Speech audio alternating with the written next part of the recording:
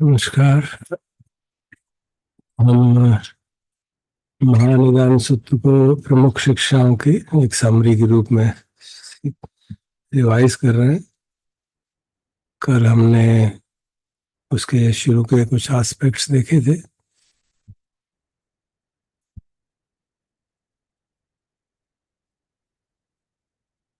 फिर ऐसे ये बात समझी थी कि विपरीत क्रम में प्रतीत्य समुत्पाद का स्टडी करने से क्या लाभ होता है, और जरा मरण से शुरू करके जाति, जाति से भाव, और went through the whole chain, और फिर उनकी इंडिविजुअल एनालिसिस शुरू की डिटेल्स में। भाव तीन प्रकार के हैं देखा गया, और भाव का कारण उपादान और फिर तृष्णा। तो समझा गया कि प्रज्ञा के अभाव में इंद्रिय स्पर्श से वेदना उत्पन्न जो होती है, उसी के कारण जब अज्ञान साथ चलता है तो अज्ञान के साथ रहते हुए तृष्णा फिर उपादान और भाव का कारण बनती है। तो कल हमने देखा था कि उपादान चार तरह के हैं, तृष्णा छह तरह की है, और उनके आपस के रिलेशनशिप थोड़े अनयूजुअल से रखते हैं कि इंद्रिय सुख का उपादान के यहाँ पांच तृष्णाएं हैं जो उसमें आती हैं, और जो ये तीन उपादान है दृष्टिकोण, शील, व्रत, आत्मवाद, ये विचारों के प्रति तृष्णा ही मानी जाएगी। फिर आगे बढ़ते हुए तृष्णा से आगे जो होगा वेदना और स्पर्श, तो वो भी डायरेक्टली उसी तरह के हैं कि जितना तृष्णाएं छह इंद्रिय षडायतन के माध्यम से हैं, तो स्पर्श भी उसी तरह से डिफाइन किया जाता है, और वेदना भी उसी कारण से होती है। तो इसे हम परिचित है इससे, तो ज़्यादा इसकी मेरे ख्याल से एक्सपोजिशन की जरूरत नहीं है। इस सूत्र में जो खास बात है कि स्पर्श की एक विशद व्याख्या की गई है। सामान्यतः हम षडायतन पच्छ या फस से समझ के उसको उस लेवल तक समझते हैं। यहाँ पे उसके जो एस्पेक्ट्स हैं, दो एस्पेक्ट को समझाया गया है। एक तो कहा गया पटिज्ञ संफस, जिसे हमने for want of a better word हमने ट्रांसलेट पटिज्ञ का किया टकराना। एक्चुअली पटिज्ञ का जो एटमोलॉजिकल मीनिंग है रेजिस्टेंस। तो वो रेजिस्टेंस जब हम मन के स्तर पे देते हैं तो क्रोध के रूप में आता है, द्वेष के रूप में, और स्पर्श के रूप में ऑब्वियसली ये है कि कोई चीज विरोध है, रेजिस्टेंस और विरोध। तो ये उस सेंस में टकराना लिखा जाए तो पांच शरीर का जो अपने विषयों से टकराना होता है। जैसे उदाहरण दिया था कि बाहर से शब्द आ रहे हैं, वो कानों से टकरा रहे हैं, गंध आ रही है वो नासिका से टकरा रहे हैं, तो उसको पटिज्ञ संपर्श का मतलब पांच इंद्रियों के जो कांटेक्ट है उनको पटिज्ञ संपर्श का। और फिर उसके बाद जो है इस टकराने के बाद उसका टकराने से सिर्फ रॉ डेटा इवेल्युएट होता है, और उस रॉ डेटा का इन्वेस्टिगेशन और एनालिसिस जिससे कि उसका नाम दिया जाता है, तो उसको पहचाना जाता है। और उस पहचानने की प्रक्रिया में जो दूसरे नाम के एस्पेक्ट्स हैं, वेदना, संज्ञा वगैरह, दे ऑल वर्क। तो इस तरह यहाँ पे भी भगवान समझाते हैं पटिज्ञ संपर्श में भी नाम और रूप जरूरी है, और अधिवचन संपन्न में भी स्पर्श में भी जरूरत है, और इन दोनों के संपूर्ण होने पर ही स्पर्श संपन्न होता है। दो एस्पेक्ट स्पर्श के समझाए भगवान ने। इसको थोड़ा सा और डिटेल में देख लेते हैं। जो सूत्र की सेंटेंस है वो मैंने यहाँ लिखे हैं, इसको समझ लेते हैं। यदि वे गुण, लक्षण, चिन्ह और सूचक जिनके माध्यम से रूप का अर्थात भौतिक शरीर का वर्णन होता है, तो उसको समझाने के लिए मतलब इन गुण, लक्षण, चिन्ह का मतलब क्या है कि जो करेक्टरिस्टिक्स हैं उसकी रूप की, वो है चार धातुएं। अगर वे सब अनुपस्थित हों, जैसे अरूप लोक में अनुपस्थित नहीं होंगी, तो क्या नाम काया में टकराव स्पर्श का पता चलेगा? तो आनंद बनते, आनंद कहते हैं नहीं बनते। ये समझने की आवश्यकता है कि इंद्रियों के माध्यम से जो डेटा एक कलेक्ट हो रहा है, उसके प्रोसेस को टकराव स्पर्श या इम्पिंजमेंट अंग्रेजी में कहा गया, या पटिज्ञ संपर्श से कहा गया। अब ये बात आई प्रिज्यूम इज क्लियर। अगर क्लियर ना हो then I can try to elaborate on that. Is there one thought that needs some जी ऐसा लग रहा है कि जैसे एक तरह से क्या बोलते हैं, what is that word sir, पटी, जो टकराव स्पर्श है, दैट इज प्राइमरीली सलाइटन स्पर्श इन सम सेंस, एंड जो अ, दूसरा स्पर्श है जो कि ये नाम मेरे को सामने याद नहीं आ रहा, वो बेसिकली परसेप्चुअल स्पर्श है, जिसको आप सामान्यतः जो हम शरायतन पक्ष या फस्य कहते हैं, तो we don't distinguish, we assume both of them are vacant. उसमें सलाइटन पचया फर्स्ट में दोनों ही चीजें हैं। दोनों दोनों पूरे दोनों के दोनों आ गए हैं।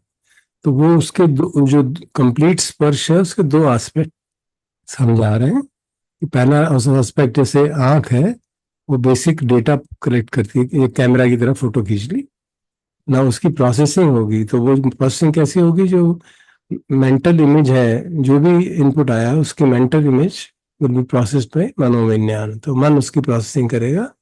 और ये टिपिकल अभिधम्य का अंडरस्टैंडिंग है। Got it. उस सेंस में उसको उसका एक क्या कहना चाहिए, रूट यहाँ पे अवेलेबल है, जो अभिधम्मिक अंडरस्टैंडिंग है perception is still the next step process in की। Some sense. जी परसेप्शन फॉलोज दिस जी इनिशियल स्पर्श। जी जी। तो ये तो हो गया कि एम्पिंजमेंट हुआ, इंद्रियों का टकराव हुआ जो विषयों से। तो वो कहते हैं कि अगर ये मान लीजिए ये चार धातुएं ना हो तो कोई टकराव ही नहीं होगा। तो जैसे कि रूप लोक, मैंने ये उदाहरण अपनी तरफ से ऐड कर दिया, रूप लोक में फतेह का संपर्श नहीं होगा क्योंकि चार धातुएं नहीं है वहां पे।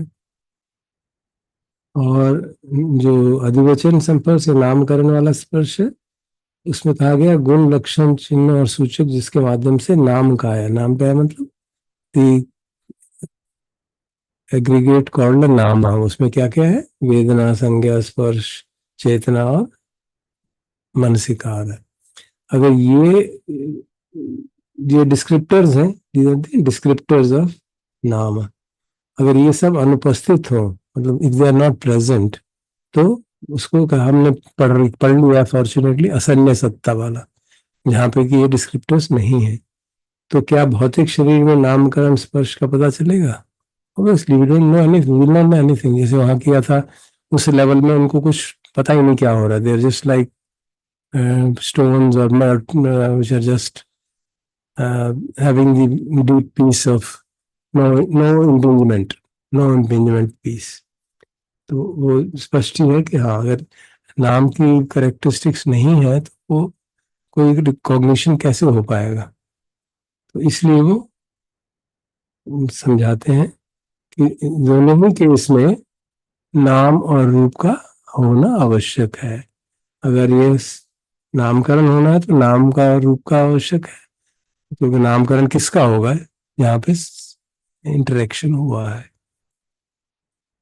तो दोनों प्रकार के स्पर्श में नाम और रूप दोनों ही सहभागी हैं, ऑलवेज प्रेजेंट। और नाम देने देकर मन जो है अनुभव के रॉ डेटा को दुनिया की एक सुसंगत तस्वीर में सुव्यवस्थित करता है। मतलब it makes a sense of the world, जो भी वर्ल्ड है, चाहे वो काम लोक हो जिसमें हम सब लोग हैं, या जिसमें रूप लोक हो। रूप लोक में रॉ डेटा उस तरह का नहीं है, सिर्फ मेंटल स्पर्श होगा। तो इस तरह से हम समझ सकते हैं कि ये जो स्पर्श की प्रोसेस है उसमें पूरा कॉग्निटिव प्रोसेस कंप्लीट हो रही है, जो कहा जाता है ना। तो एक हमको, हम जब नाम देते हैं तो पहचानते हैं चीजों को, सो चाहे पहचानने का काम पूरा हो गया, और उसके साथ साथ जो उसका मन पे असर पड़ेगा वो बातें भी आ जाएंगी। रूप लोक में तो रूप नहीं है तो पटिक संपर्श नहीं होता, वहां पे केवल मनो संपर्श हो सकता है। और अधिवचन संपर्श से या मनो जो है नामकरण स्पर्श से उस विचार का नामकरण किया जा सकता है। मन उसी आधार पर उस लोक की तस्वीर बनाएगा, वहां तो विचारों के आधार पर तस्वीर बनेगी, ये विचार लोक ऐसा है। और जो असन्य सत्ता है, जो हमने चर्चा कर की 31 श्लोकों में, वहां पे कोई स्पर्श ही नहीं है, क्योंकि नाम है ही नहीं तो स्पर्श का कोई सब। इस लाइक दो पत्थर आपस में टकराएंगे तो कोई पत्थरों में कुछ महसूस नहीं होने वाला कि क्या हो रहा है। तो ये तो थी स्पर्श की व्याख्या जो भगवान ने कही थी। उसके आगे तो वैसे ही चलता है, फिर जो डिफरेंशिएटिंग पार्ट है वो यहाँ पे आके फिर डिफरेंशिएशन होने लगती है। विज्ञान पश्या नाम रूप पश्या विज्ञान। तो विज्ञान पश्या नाम रूप को भी भगवान जैसे हम सामान्य भाषा में समझते हैं उसकी एक शरीर के क्रिएशन की प्रोसेस को समझाते हैं कि किस तरह से एक प्राणी का जन्म होता है। तो ये स्पष्ट है, ये जन्म की प्रोसेस को समझाया जा रहा है कि अगर गर्भ में विज्ञान या चित्तधारा स्थिर होगी तभी नाम रूप स्थिर हो पाएगा। और अगर वो चित्तधारा गर्भाशय के अंदर या बाहर जब भी बच्चा पैदा हो जाए तब या बड़ा हो जाए तब कभी भी चित्तधारा अगर कट जाती है, the body gets dies, the body dies, दिन निर्जीव हो जाती है। इसलिए वो भगवान कहते हैं तस्माति आनंद ऐसे हेतु एतंग निदानंग ऐसे समुदय। इसलिए आनंद ये है, हेतु है, निदान है, ओरिजिन है और स्पेसिफिक कंडीशन भी है। नाम रूपस्य यदिदम विज्ञानम। तो नाम रूप ये स्ट्रॉन्ग कंडीशन है कि विज्ञान होगा तो ही नाम रूप टिकेगा, नहीं तो नहीं होने वाला। और फिर उसकी रिवर्स प्रोसेस को भी समझाते हैं, नाम रूप पश्य विज्ञान। This is something different from the traditional formulation कि विज्ञान को यदि नाम रूप का आधार न मिले तो वो कहीं it can't find A footing, उसकी अस्तित्व की शुरुआत ही नहीं होगी। तस्मात् ही आनंद ऐसे हेतु एतम निदानम ऐसे समुदय। इसलिए आनंद ये हेतु है, निदान है, समुदय मतलब ओरिजिनेशन है, अच्छे है, स्पेसिफिक कंडीशन है विज्ञान का नाम रूप। विज्ञान का स्पेसिफिक कंडीशन, तो ये एक रेसिप्रोकल रिलेशनशिप एक्सप्लेन किया उन्होंने। तो इसकी बहुत सारे इम्प्लीकेशंस हैं। जी राजेंद्र जी बताइए। ये जैसे हम अभी बात कर रहे थे कि कॉन्शियसनेस यानी विज्ञान जो है जब गर्भ में प्रवेश करेगा तो ही उसके जन्म के बाद उसका जो he will be having consciousness. अभी क्या है कि जैसे मान लीजिए कोई बच्चा बगैर ही उसके सुनने की या बोलने की क्षमता नहीं है, तो ऐसा भी है कि कॉन्शियसनेस जो है ना इस तरह भी इम्पैक्ट करती है कि उसके किसी न किसी ऑर्गन को इफेक्ट कर देती है। नेत्रहीन बच्चा पैदा हो जाता है, विकलांग या, बच्चा पैदा हो जाता है। या, जी इसको हम कैसे देखें? ये जो है विज्ञान पश्य नाम रूपन। हाँ विज्ञान के साथ जो बाकी संखार साथ चल रहे हैं, दे डिटरमिन द काइंड ऑफ नाम रूप विच इज क्रिएटेड। तो नाम रूप का स्थिर होना और उसका कुछ फॉर्मुलेशन होना, वो विज्ञान के साथ साथ, जो विज्ञान अकेला तो कभी चलता नहीं है ना, विज्ञान के साथ साथ नाम हमेशा चलेगा। और यहाँ पे उसकी बात हो रही है कि विज्ञान जो है उसके साथ साथ कैरेक्टरिस्टिक चल, जब वो इंटरेक्ट करेंगे तो डिपेंडिंग ऑन द संखारा, depending on the characteristic, the nature of the body. यहाँ पे जैसे कहा गया ये कोई स्पेसिफिकली ह्यूमन बॉडी तो कहीं नहीं गई, it applies to any realm, every realm. तो किस तरह की बॉडी आएगी, it will depend on the associated संखारा। So that part is implicit because साथ साथ इग्नोरेंस चल रही है, साथ साथ संखार चल रहे हैं। तो इसीलिए समझ कहा जाता है according to the teachings of Buddha, हमने पढ़ा भी था, देखो this body of yours is your kamma, this eye is kamma, this ear is kamma and so on. So the idea is that all these senses are created if you have the appropriate karma for that purpose. उस sense में इसको समझाया जाता है। Okay thank तो ये बात है कि विज्ञान और नाम रूप का जो पारस्परिकता है, इसका इम्पोर्टेंट कंक्लूजन है कई सारे, जस्ट ट्राई टू हाईलाइट। एक तो ये स्पष्ट हो जाता है कि भाई रूप के आधार के बगैर नाम टिकेगा नहीं। इसलिए जो एक एक पर पॉस्टुलेशन है कई परंपराओं में कि एक स्वयंभू शुद्ध विज्ञान है जो शाश्वत है, वो भगवान की शिक्षा के अनुसार संभव नहीं है, क्योंकि विज्ञान सदा नाम रूप के साथ ही जागता है। तो इस बात को भी समझने के एक डायरेक्ट कॉन्सिक्वेंस है इसका। कुछ हद तक हम ब्रह्मजाल सूत्र में भी इसकी थोड़ी सी चर्चा आई थी। तो एक और बात ये स्पष्ट आती है कि विज्ञान में जो एनालॉजी में समझ में आई, हालांकि वो अगर हम एनालिसिस ज्यादा करें तो आ जाती है कि जैसे विज्ञान है किसी पेड़ के बीज की समान है, जिससे नया पेड़ उत्पन्न होता है, नया शरीर उत्पन्न होता है। अब जो भी बीज है वो दूसरे पेड़ के से आता है ना, it has to come from some other tree जो उससे पहले था। इसी प्रकार विज्ञान रूपी बीज भी पिछले जन्म के विज्ञान से आता है और जन्म मरण का चक्र घूमता रहता है। तो इसी बात को कहा गया कि पिछले जन्म का विज्ञान मतलब मैंने बीइंग डाइज देयर, उसके साथ इसका इंटरलिंकिंग जो भी होती है, वहां पे जो संखार है उसके अनुरूप ज्ञान जागता है और वो नए नए शरीर का, नए जन्म का एक स्टार्टिंग पॉइंट बनता है। ताकि जैसे कि एक पेड़ का स्टार्टिंग पॉइंट एक बीज होता है जो एक और पेड़ से आता है, तो इस तरह से हम इसको समझ सकते हैं। और इसका डायरेक्ट रिलेशनशिप इससे क्या समझ में आता है कि जो गुणधर्म पिछले जन्म के थे मृत्यु के समय, और जो उसमें लेटेंट टेंडेंसीज थी या जो प्रोमिनेंट टेंडेंसीज उस समय प्रकट हुई, उसके अनुरूप अगला जन्म होगा।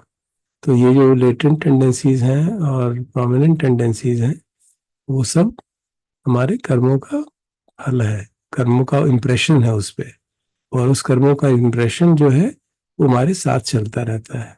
तो इसी बात को, और उसके अनुरूप ही हमें शरीर मिलेगा, वो भी जैसे अभी हमने चर्चा की विज्ञान अपच्य नाम रूप। तो कर्मों के अनुरूप ही शरीर मिलेगा और ये प्रोसेस चलती जाएगी जब तक हमारे संखार साथ चलते जाएंगे।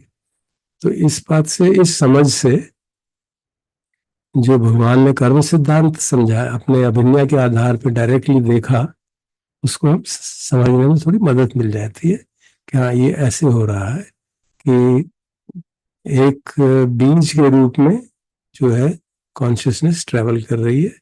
और वो ऐसा नहीं कि कोई चीज, वो बीज भी तो एक फॉर्म है ना, तो इस सेंस में उसको कोई मटेरियल एंटिटी ना माने, इट्स जस्ट एनोलॉजी। तो उस तरह से हम उसको समझने में थोड़ी मदद मिलती है इस प्रोसेस को, जो कि बेसिकली एक लेवल पे अभिधर्मिक प्रोसेस जिसमें एक्सप्लेन किया जाता है, उसका ये रूट यहाँ पे हम देख सकते हैं। और विज्ञान और नाम रूप की जो पारस्परिकता है या इंटरडिपेंडेंस है, रेसिप्रोकल रिलेशनशिप है, इसका इसका एक बहुत पावरफुल एनालॉजी वनरेबल भिक्खु ज्ञानानंद ने दी है अपनी पुस्तक में, अपने प्रवचनों में जो उन्होंने बेसिक दिए थे, फिर उनको कंसोलिडेट करके बुक्स बनाई गई थी। और वो प्रवचन में 33 sermons on Nibbana are one of the most profound talks available in the spiritualities literature। तो उसमें बताया कि एक तरह का वॉटेक्स है, एक्चुअली भगवान उसमें यूज करते हैं वट्टम वट्टति, कि ये इस तरह से ये वॉटेक्स चलता रहता है। अगर आप वो देखें जो सूत्र है उसमें वो बात आती है, तो वो भिक्खु ज्ञानानंद उसको, उस उदाहरण को लेके हमको सारी प्रक्रिया समझाते हैं काफी अच्छी तरह।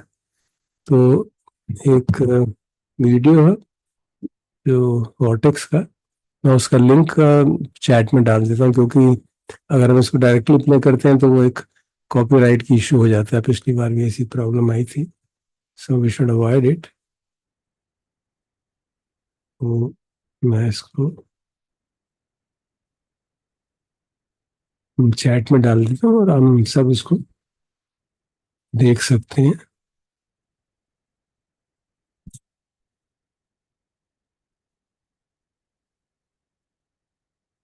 अच्छा, 3 4 5 मिनट का है शायद।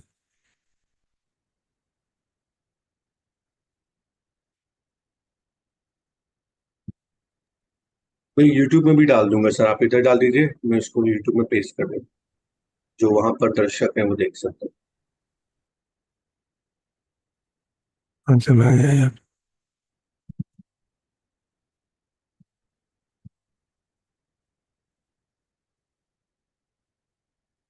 चैट क्यों नहीं दिख रही है?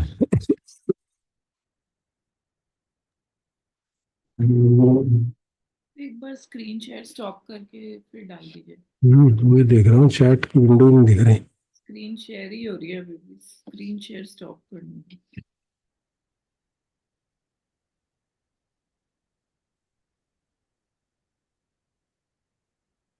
क्या हो जाता है? सर इसको इसको आप बड़ा कर दीजिए, जो ओरिजिनल था उसमें नीचे की ओर है, डाउन साइड हाँ, वो टुवर्ड्स योर शायद राइट। मेरी स्क्रीन में दिख नहीं रहा, पता नहीं।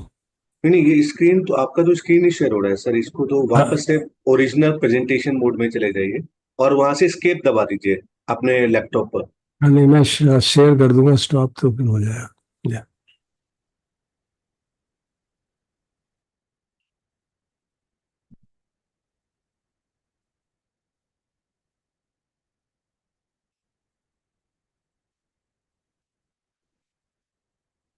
ये मैंने डाल दिया। हम आप इसको देख लें तो 2 4 मिनट, ताकि उसके आधार पर फिर हम आगे चर्चा कर लेंगे।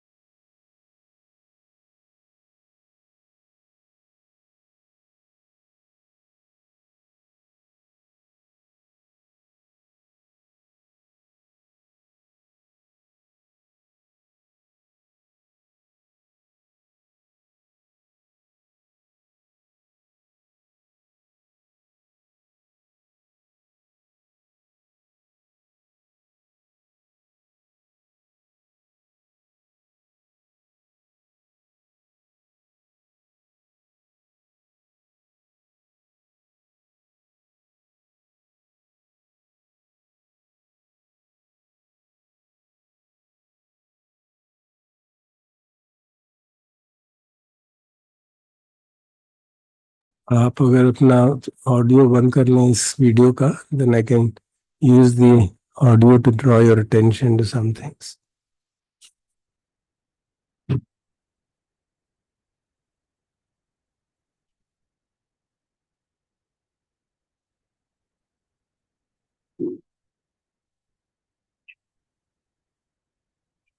ये आपने देखा होगा कि जो पानी की मेन डायरेक्शन है, वो जो दूर दूर से जो उन्होंने वो बर्फ वगैरह दिखाई थी, वो पानी की मेन डायरेक्शन दिख रही थी. It was going from right to left, in this direction it was going. But यहाँ पे near the end there is a small current, वो अपोजिट डायरेक्शन में भी चल रही है. यहाँ से यहाँ पे आप देखेंगे at the left bottom end current is going, trying to going the opposite direction, और वो उधर इस डायरेक्शन में चल रही है. तो इस कारण से जब ये करंट ऊपर वाली को हिट करती है, तो यहाँ पे भी उसको अपोजिट डायरेक्शन में जाना पड़ता है. And that current moves and there vortex starts.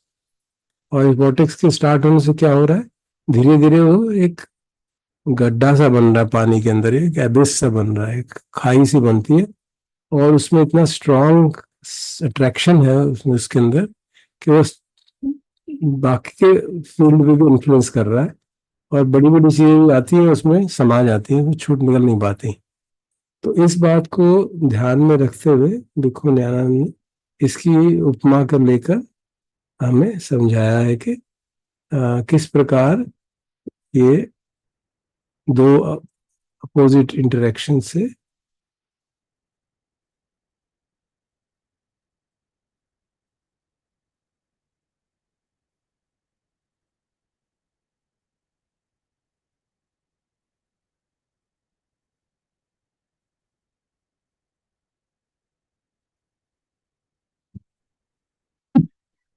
तो वहां पे जैसे वो बनते कहते हैं कि जिस प्रकार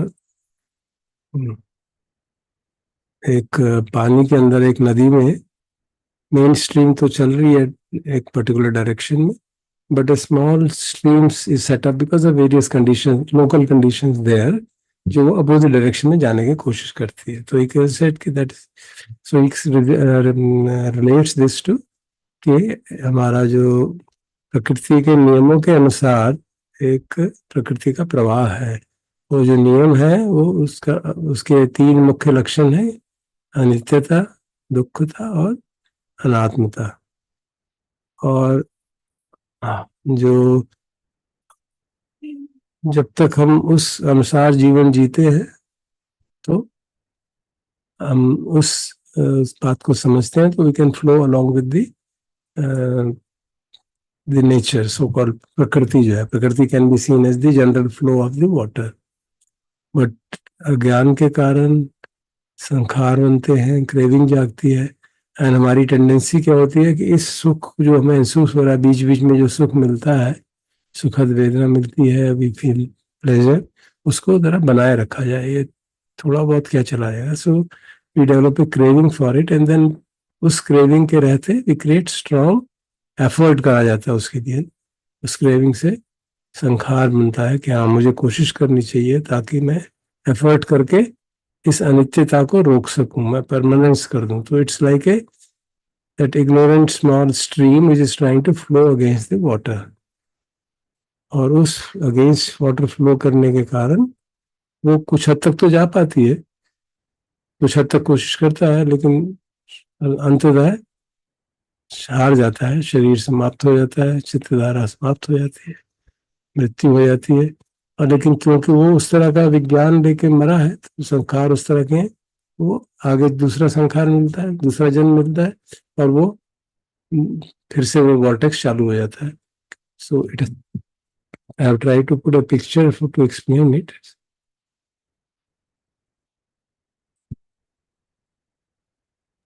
इसको प्रेजेंट मोड में डाल दीजिए प्लीज. Thank you. जी, आप सुनाई दे रहा है ना? हाँ sir. Hello, are you hearing me? हाँ सर. हाँ सर. हाँ? जी सर.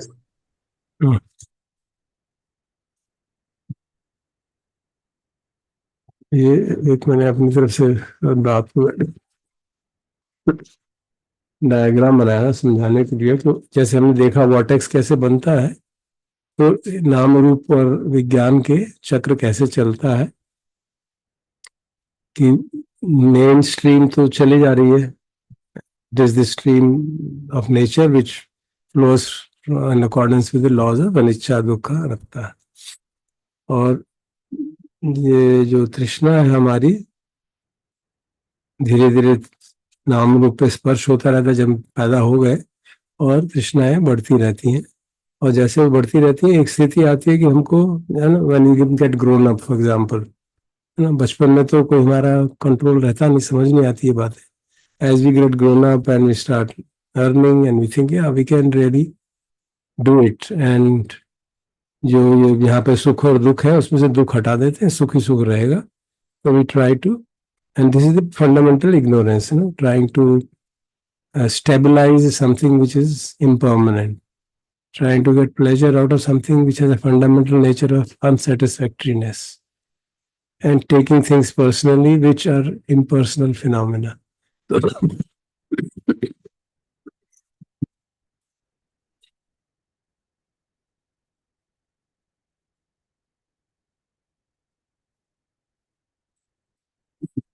तो उस अविद्या के कारण संखार जागता है। संखार मतलब there is an effort, we make an effort to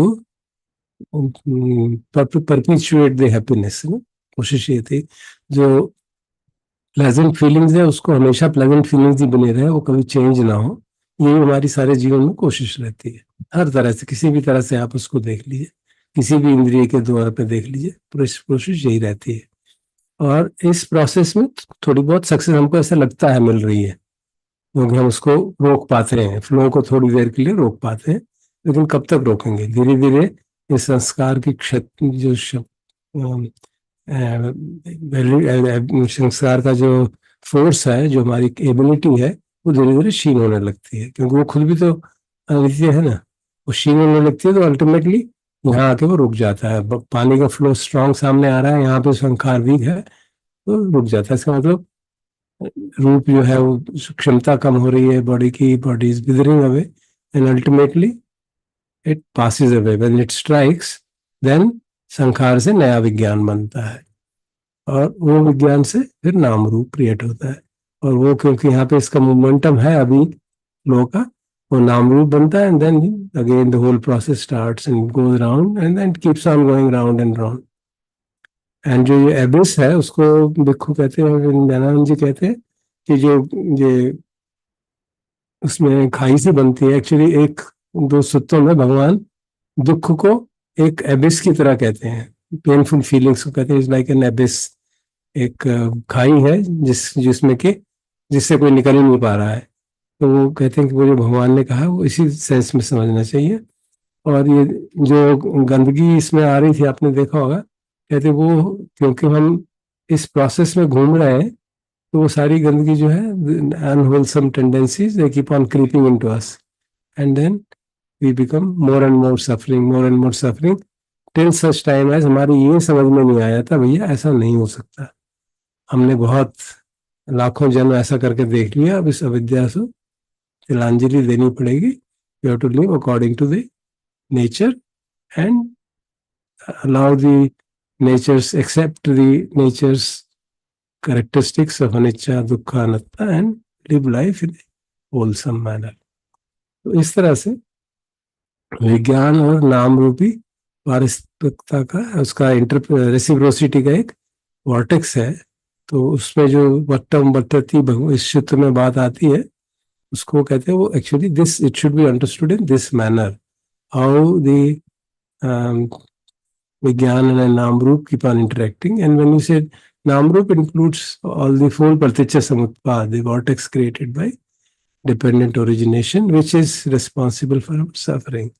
And ये एक तरह से एक mental picture बन जाती है कि हाँ, so it gives you, if you remember that picture, and it's quite, because it has a physical counterpart इसका उपलब्ध है, तो इसको याद करते ही ख्याल आ जाएगा कि कहाँ गड़बड़ हो रही है और किस तरह से हम संसार चक्र में घूमते जा रहे हैं।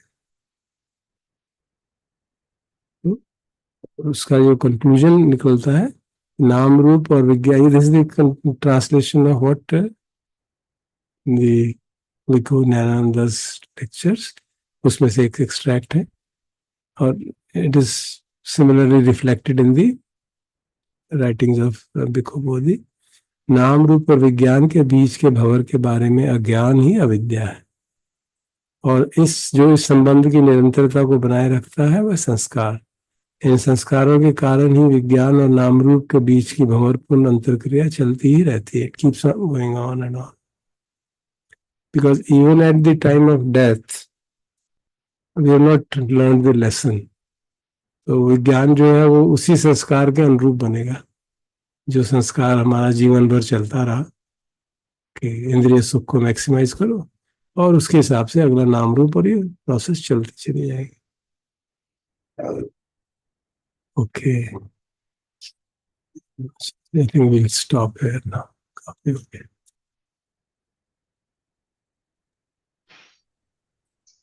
सुधर, इस पिक्चर में जो आपने अभी ड्रॉ की है और दिखाई है, इसमें रेसिप्रोसिटी का कंसेप्ट भी डिपिक्ट हो रहा है। जी, विज्ञान और नाम रूप की जो रेसिप्रोसिटी है, स्पर्श it is a part of नाम, वेदना इज द पार्ट ऑफ नाम, हाँ जी, ठीक है, ठीक। and sankhara is the chetana.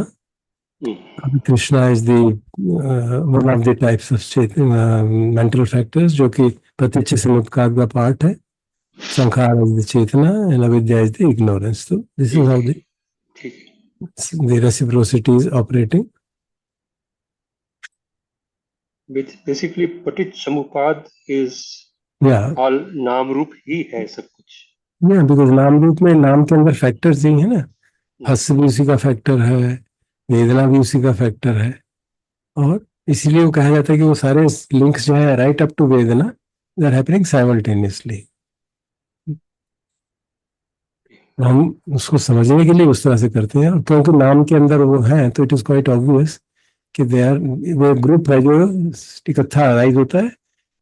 उसका नाम एक सिंगल नेम देने का कारण ही यही था कि ये पांचों फैक्टर्स इकट्ठे राइज होते हैं और इकट्ठे ही जाएंगे. So if they are arriving together, it means otherwise there is no reason to give it a collective name. Good, it makes sense. Okay. ये तो मतलब ऐसे में गर्म है, गर्म में ठंडा हो गया. सॉरी सर, ये बहुत जी अच्छा है. प्लेटफॉर्म बनाया आपने. It's really helpful to understand the process. And even the vortex video, अब तक हम शायद हमेशा एक फोटो या एनिमेटेड देखा करते थे, but this, like seeing it real and that real large objects falling into it was quite a revelation. Thank you for this.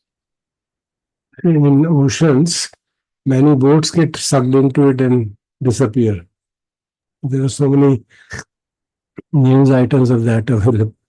And there is some simulation also available. Some young people वो try करते हैं, वो एक सड़क पे खड़े होके एक बोट लेके उसके अंदर कुछ भर के उसको धक्का दे देते हैं कि वहां चल गया.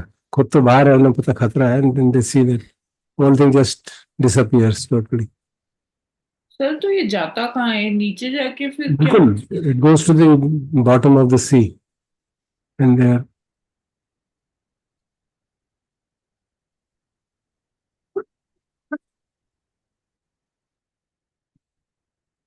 just as this cycle of Nam Roop is keeping on increasing our sufferings and we keep on collecting suffering from all surrounding. जिसमें उसमें कूड़ा आ रहा है चारों तरफ से, he uses those words कि जो कूड़ा उसके अंदर जा रहा है वही कूड़ा हम नाम रूप के चक्र में इकट्ठा करते रहते हैं. ये तृष्णा, वो तृष्णा, ये चाहिए, वो चाहिए, ये नहीं चाहिए, and our suffering keeps on increasing. It was a very vivid analogy which he has developed and which very deeply appreciated by me. It was done many years ago. I mean, more 50 years ago or something. And it's very deeply appreciated by all the teachers. Would it be possible to share that talk? Yeah. हाँ, Sure. I have a PDF of there are 33 sermons, उसमें third sermon में है. वैसे उनकी किताब भी है, वो किताब में सरप्राइजिंगली उतना डिटेल नहीं था जितना उनके ओरिजिनल सरमन में है. तो वो सरमन बाद में रिपीट होता है ना, जैसे आज सेकंड सरमन में हिंट किया, थर्ड में उसको डिटेल दी, फोर्थ में फिर उसको रेफर किया. So in fact those 33 sermons are a treasure which you can, it contains not only this, it contains on that प्रपंच संन्यास संख्या, वो सारा उन्हीं का एक्सप्लेनेशन दिया हुआ है. क्योंकि उनसे पहले जो प्रपंच का ट्रांसलेशन था, it was all totally weird. It is he who has pointed out prapancha actually means conceptual proliferation. This word was coined by him to explain कि actually इसका मतलब ये है. And then the whole teaching became clear to people. And then about the Anidasana Vijnana, those difficult concepts, he has really broken through them and explained in a very wonderful way. So they are all given in those 33 sermons. I'll put the PDF तो directly मैं डाल ही सकता हूँ, उसमें डाल दूंगा अपना जो ग्रुप है, उसमें से आप देख पढ़िए आराम से, धीरे धीरे. These sermons are available on YouTube also? They are available as audio. Okay. Actually, recently, Bhikkhu Analayo, who was his scribe, Bhikkhu Analayo is actually prevailed upon Bhante कि आप बोल दीजिए सिन्हाला में, मैं उसको ट्रांसलेट कर दूंगा. So he used to scribe all the lectures and then translate it. And then Bhikkhu Nityananda said, अच्छा तुम रहने दो, मैं खुद ही इंग्लिश में बोल देता हूँ. Then they were recorded in English in his voice. Those are available. Those audios are available.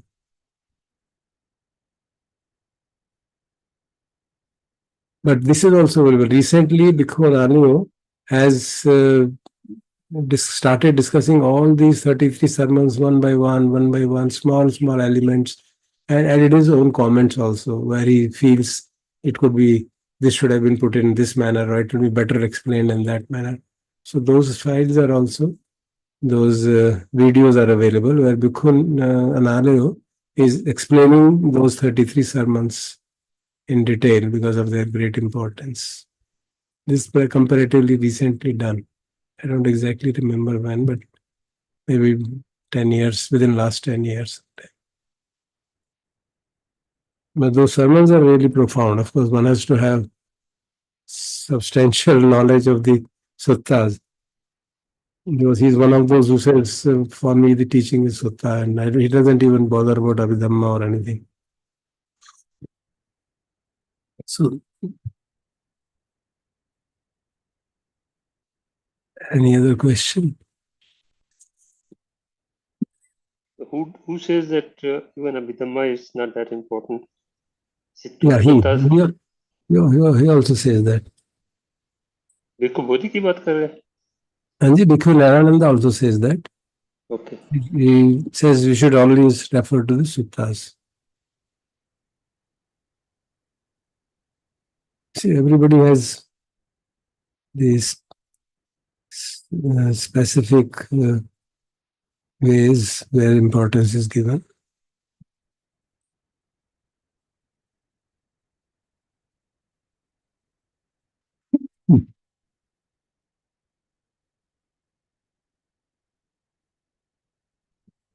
So over to you, Nikhil.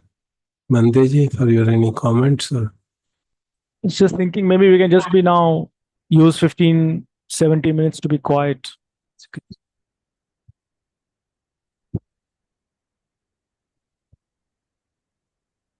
और ये चीज हम पहले भी डिस्कस कर चुके हैं, और शायद आपको फिर से ट्रिवियल लगे कि मैं क्यों बार बार पूछ रहा हूँ. जो आपने इशारा बताया बहुत बहुत समझ में आ रहा है, makes a lot of sense. लेकिन जैसे विज्ञान और नाम रूप के बारे में जब बात हो रही है, तो नाम रूप कंटेन्स एवरीथिंग, एंड विज्ञान is associated with the, I mean, they are reciprocally connected with each other. इसमें सलायतन is also part of it, नाम रूप, it is part of the रूप in some sense. लेकिन जो विज्ञान is responsible for being carried over from the old life to the new life, वो इस picture में भी और विज्ञान रूप के जो अभी नुआंस्ड इंटरप्रिटेशन हम समझ रहे हैं उसमें इंडिविजुअल कॉन्शियसनेस की बात नहीं आती। वो सब somehow implicit होता है, जैसे कि एक ही विज्ञान हो जो कि सब कुछ करता है। जो ज्ञान इज ऑल्सो इम्परमानेंट, वो हर बार कहा जा रहा है ना, दैट इज नहीं, परमानेंट तो है सर, कंटिन्यूअसली और एवरी मोमेंट इज चेंजिंग ना। विज्ञान पश्चा नाम रूप पश्चा विज्ञान, तो एवरी मोमेंट हो रहा है ना। It's not only at the death moment, every moment it is happening. हाँ, बट विच हमारे जीवन के दौरान भी तो ये हो रहा है ना।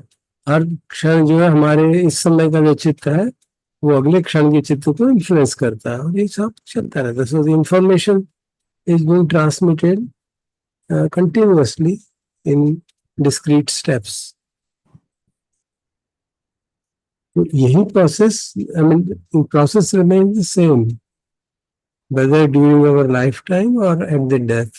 Only thing is, at the death, this body is no longer able to hold the next vijnana, so it finds a new body and goes there. That's the only difference. Otherwise, the process is the same. जो जीवन काल में हो रहा है वही मृत्यु के क्षण भी हो जाता है। अब क्योंकि उस समय ये शरीर खराब हो चुका है, इसमें ज्ञान आ नहीं सकता क्योंकि नाम रूप में is not no longer available, then we find another नाम रूप। मेरा क्वेश्चन वो नहीं है, मेरा क्वेश्चन है relating to 6 different kinds of vinyans and they individually arise and I get it. Okay. Now, at the time of death, it will be the manovinyan will arise. During the rest of the time, others vigyans can also arise. कभी हम देखने से कुछ होता है, कभी सुनते हैं, कभी देखते हैं, कभी विचार करते हैं। तो जीवन काल में तो अलग अलग विज्ञान जागेंगे, हर इंद्रिय पे विज्ञान जाग सकता है। मृत्यु के समय पे it will be मनोविज्ञान which will shift transfer to the next one. So basically, it's a manovigyan which is being implied here. Yeah, because he's not describing विज्ञान in all detail at every moment, because वो तो depend करेगा ना किस तरह का interaction हो रहा है। At the death time, because there is no sensory interaction, शरीर खत्म हो चुका है, एक माइक्रो मोमेंट रह गई है, तो शरीर का कोई और इंटरेक्शन नहीं है। वो दिस इज द लास्ट चित्ता which has arisen just before death. So there's no other, so last chitta which arises is a mental factor, and then it finds a new body. And so last chitta is of course the manovinyan. So this manovinyan also is sufficient to cause the generation of नाम and रूप. Yeah, because विज्ञान के साथ सारे संकार सब साथ साथ चल रहे हैं। The विज्ञान is accompanied by नाम all the time. नहीं, नाम तो ठीक है, It's not one is to one. It's not one is to one. वही बात समझाने की कोशिश हो रही है ना कि they are all reciprocal conditionings. So every moment when a vinyana arises, along with it, various mental factors also arise. So it is because of this जो क्या कहते हैं reciprocity. That is the meaning of reciprocity. That So- when they join together, then the whole thing happens. But information is available. जहाँ तक रूप का सवाल है, obviously there is another factor which is the physical factor which is जी जी हाँ that ji is coming from the mother and father, ji right? And that physical factor has to have inputs from Vigyan so that that physical factor develops into a proper instrument of yes consciousness, which has all the 6 types of consciousness. yeah. Okay. So that whole process is happening simultaneously. That is the point, which is rather counterintuitive. The process of interaction is multidirectional. Both directional process हो रही है। जो physical element है, वो physical element is not like a totally inert element. It's not a stone. It is a highly sensitive matter. Ji, Has the potential of getting influenced by mind, and that is a proper receptacle for mind to come in. मन उसमें जो विज्ञान है along with its factors can settle down there if the base is correct. अगर base ठीक है, जो initial drop बना है वो healthy है, then विज्ञान will so to say descend there and there will be formation of the fetus formation will begin at a very micro level. इसी से रिलेटेड मैं अगर इसको क्वेश्चन को थोड़ा एक्सटेंड करूं, भगवान का जो भी शिक्षा है वो सारी एक्सपीरियंस को मॉडल करती है. सो जो ये चीज हम डिस्कस कर रहे हैं जो कि from one birth to another birth जा रही है, that cannot be part of the experience. Yeah, that is true. So वो भी एक हमारा वो है, धारणा बन गई है कि वो एक्सपीरियंस जो है हमारे एक्सपीरियंस में शिक्षा बेस्ड है, भगवान के एक्सपीरियंस पे शिक्षा बेस्ड. जी जी. भगवान की शिक्षा उनके अनुभव पे बेस्ड है, जो कर्म सिद्धांत है उनके अनुभव बेस्ड, हमारे अनुभव पे नहीं आया है, हमारे अनुभव पे बहुत लिमिटेड है. सो there are certain portions which are within our ability to experience. Other portions we need to have practice of that order so that we can experience. जैसे पिछले जन्म का जानना है, वो लोग एक्सपीरियंस कर सकते हैं अगर वो क्षमता बना लें. It's like a person trying to say मुझे इलेक्ट्रॉन देखना है, तो वो इंस्ट्रूमेंट चाहिए तब जाके इलेक्ट्रॉन देख पाओगे, है ना. Similarly, to be able to see your past life, you need a proper training. Then you can see it. So it is experienceable in that sense, but not for everybody. That is quite clear. Right. Same thing applies to these various so-called esoteric concepts. Same thing applies to various realms. You know, we find it so difficult to accept all that. But exactly same thing applies. There are people who we know we regularly report interacting with other realms. So obviously they have developed that faculty and they are able to see that. So for them, everything will become directly experienceable. For us, it is still awaiting appropriate training. So that is the way I look at the whole thing. Nice, sir. Thank you. Thank you very much. Sir मेरे को forgive कीजिएगा जब मैं बोलूं तो ये इसके लिए जो थिंकिंग है, थिंकिंग को जब कहाँ पर प्लेस करेंगे, वो परसेप्शन के बाद आ रही है थिंकिंग, जो हमारे थॉट्स आते हैं वो किधर डालेंगे, या और दूसरा मेरा ओरिजिन स्टार्ट हुआ था कि धम्म विजय जब हम कर रहे, व्हाट इज दैट प्रोसेस, और हम कहे कि ज्ञान मत्ता है, पटी सती मत्ता है, तो वो चीज क्या कहाँ से उसको यहाँ कहाँ जोड़ रही है बेटा? वो तो कंसेप्शन की बातें हो रही है ना, वो प्रैक्टिस की बात हो रही है, कंसेप्शन की बात हो रही है, इसको तो नहीं जोड़ रही ना. This is the description of that conception. Part of मतलब like what part of what is the part which is working. अगर हम किसी mind is working, brain is the instrument for it, but my mind is not brain. वो complication तो रहेगी ना, वो तो we can't really, जो नॉन मटेरियल चीजें हैं, जो हमारे नॉन मटेरियल एक्सपीरियंस है, उसका हम मटेरियल कॉन्स्टिट्यूएंट नहीं निकाल सकते ना, पॉसिबल नहीं है. अभी तक विज्ञान में उतनी क्षमता नहीं आई है कि हम बता पाए कि हमारी सती कहाँ पे बैठी है, क्रोध कहाँ है, द्वेष कहाँ है, ऐसा नहीं बता पाते, because they are all immaterial phenomena, है ना. जैसे रूप है उसको तो हम देख पाते हैं, शब्द है सुन पाते हैं, सूंघ पाते हैं, गंध है, बट राग को क्या करेंगे, अनुभव कर पाते हैं, डायरेक्ट एक्सपीरियंस करता है मन, अनुभव करता है ना, मन में राग जागता है. वो मन कहाँ है, वो ब्रेन में है क्या? ऐसा तो नहीं है. तो इसलिए वो इमटेरियल एलिमेंट को अभी तक हम objectively in the terms of modern science नहीं समझ पाए हैं. कोशिश बहुत हो रही है कि भाई कॉन्शियसनेस को भी समझा जाए, उसकी रिलेशनशिप ब्रेन से क्या है. अब लोग उल्टा कहने लगे हैं कि कॉन्शियसनेस ही फंडामेंटल रियलिटी है, मैटर उसका कॉन्सिक्वेंस है. सो क्योंकि it is becoming more and more clear कि matter can not be the fundamental reality, because that way you can never come, inert matter can never give rise to consciousness. This understanding is now slowly coming up in science. तो इसलिए उस दिशा में अगर हम inquiry करेंगे तो we won't get a reply in Buddha's teachings about कि ये कैसे फंक्शनिंग हो रही है.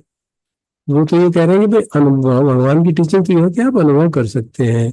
राग जागता है, आपको मालूम पड़ जाएगा. वो नहीं मालूम पड़ रहा तो आपको ट्रेनिंग बता देते हैं कि आप धीरे धीरे अपनी सती बढ़ाओ, वो सती वाला मेंटल फैक्टर स्ट्रांग करो, तो आपको मालूम पड़ने लगेगा.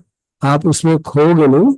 नॉर्मली द्वेष राग जागता है तो हम उसमें खो जाते हैं, द्वेष जागता है तो खो जाते हैं.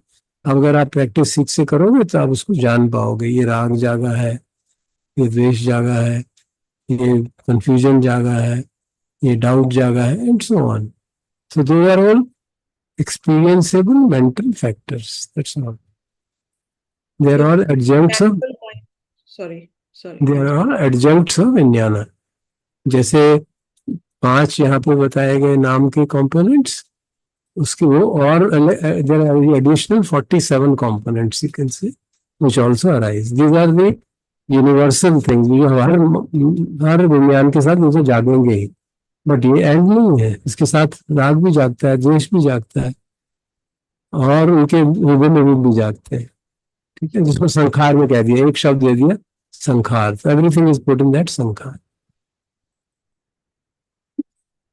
सो जब हम वोटेक्स देख रहे थे तो वोटेक्स का वो जो दूर स्ट्रीम चल रही थी, वो उसमें कैन बी से कि that has an element of सती आल्सो. नहीं, सती तो मनुष्यों में होती है ना.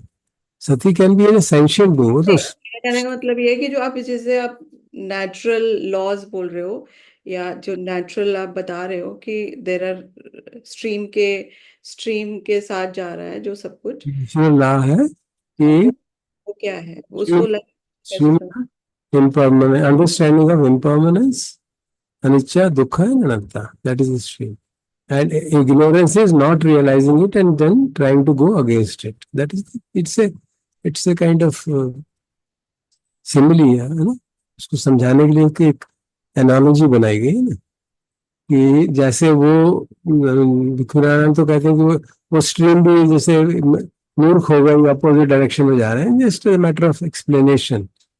स्ट्रीम में कोई मूर्खता थोड़ा ना है, वो तो किसी कारणों से इस डायरेक्शन में जा रही है. But this mentioning that just say that small stream tries to go against the main current of the river and wants to go ahead in that direction, which it will never succeed. So he's using that as an analogy to explain कि इसी तरह हम भी कोशिश करते हैं कि हम अनित्यता को नित्यता में बदल दें, दुख बोध ना हो, सुखी होता रहे, और वो कुछ हद तक सक्सेस भी हो जाता है. But eventually it will fail because the law of nature is going to overpower us, and therefore the effort will ultimately come to an end, will be exhausted physically, mentally, and then the new birth will arise. उस संखार का जो impact है वो हमारे विज्ञान पे जागेगा और उससे नया शरीर मिलेगा. फिर वही प्रोसेस चलती रहेगी, क्योंकि इग्नोरेंस चली जा रही है. तो जब तक इग्नोरेंस चली जाएगी वही प्रोसेस चलती रहेगी, और जब हम इग्नोरेंस छोड़ेंगे तो वॉर्टेक्स धीरे धीरे हल्का हो जाएगा और बह जाएगा. अगर आप ध्यान से देखें तो वॉर्टेक्स का एक शेप होती है ना, बट एक्चुअली है तो पानी है ना, और कुछ तो है ही नहीं उसमें. Shape has been formed just because of a certain kind of a motion created by that. So it is just a illusion. We call it by vortex, but it is basically water. So just as this body is solid body, and in this also electrons, protons are rotating continuously. There is vortex going on in this body continuously. And when you meditate deeply and experience that state of dissolution, you can actually feel it. वो हो रहा है इधर से, just going round, and eventually it gets absolutely dissolved. So that kind of a vortex is happening in Rupa also. You can see that even this, because this is experienceable comparatively easily. That's why I'm mentioning. So the movements, actually cyclic movement is the basic movement of nature.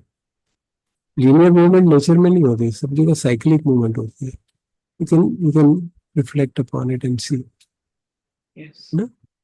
All natural cycles are cycles. They're not linear processes. They're cycles. So in that sense, there is a vortex involved in everything. हमारा blood, वो बिल्कुल आनंद mention करते हैं, blood जो है पहले circulate होता है नीचे, फिर नीचे से फिर ऊपर जाता है, फिर नीचे जाता है, फिर ऊपर जाता है, सांस अंदर आती है फिर बाहर जाती है. So there is a constant two directional motion everywhere. So that also is a kind of same thing as happens in a vortex. And just as a figurative sense, you can see it in that sense. Yes, sir. Right. Thank you so much.